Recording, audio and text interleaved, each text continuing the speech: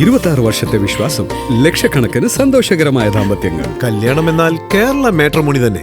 രാജ്യത്തെ ആദ്യ ഓർബിറ്റൽ സ്വകാര്യ ബഹിരാകാശ റോക്കറ്റ് വിക്ഷേപണം നടത്തിയ ISRO.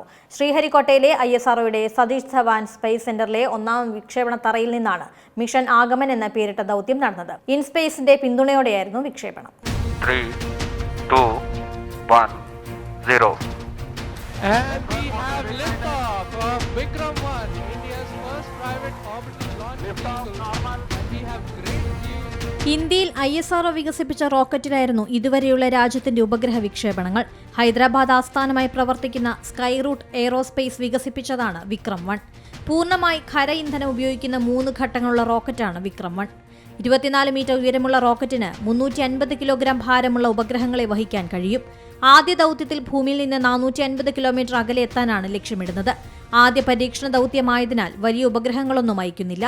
15 മിനിറ്റും 46 സെക്കൻഡും കൊണ്ട് ദൗത്യം പൂർത്തിയായി.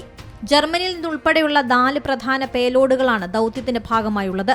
കോസ്മോസ് ഡയമണ്ട്സിന്റെ കോസ്മിക് ബ്ലൂ എന്ന ആർട്ട് വർക്കും 18 ക്യാരറ്റ് സ്വർണ്ണത്തിൽ നിർമ്മിച്ച CV രാമൻ, വിക്രം സാരാഭായ്, APJ അബ്ദുൽ കലാം എന്നിവരുടെ മിനിയേച്ചർ രൂപങ്ങളും കൂട്ടത്തിലുണ്ട്. ലാബ് നിർമ്മിത ഡയമണ്ട് ആഭരണവും പ്രധാനമന്ത്രി നരേന്ദ്രമോദിയുടെ അടക്കം ആശംസാ കാർഡുകളും റോക്കറ്റിൽ ഉൾപ്പെട്ടിട്ടുണ്ട്.